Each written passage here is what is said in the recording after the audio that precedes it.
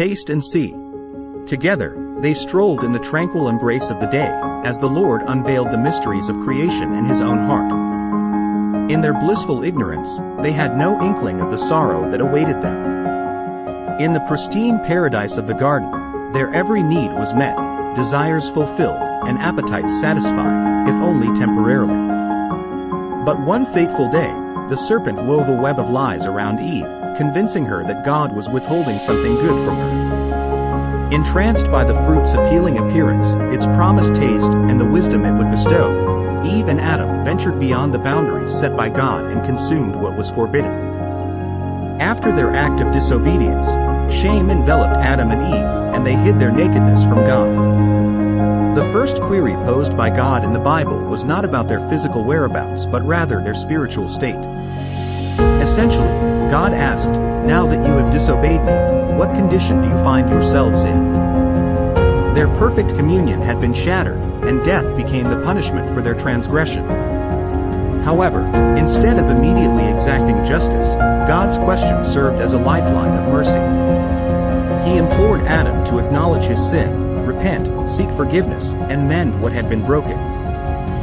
That initial act of disobedience severed the bond between humanity and God. But in his mercy, God employed the very means of disobedience to reverse the damage wrought in the garden. In the Old Testament, we witness how Israel's identity revolved around communal feasts, serving as tangible reminders of God's redemptive plan and his longing to restore fellowship with his people. Food, fellowship, and community embodied the restoration process.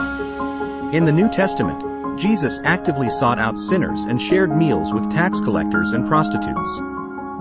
When conveying spiritual truths, he often used food as a metaphor, comparing his broken body and spilled blood to the life-giving essence of bread and wine. Yet God's question to Adam and Eve still echoes for us today: where are you? What is your spiritual state? Are you yearning for forbidden fruit that initially promises fulfillment but ultimately leaves you famished?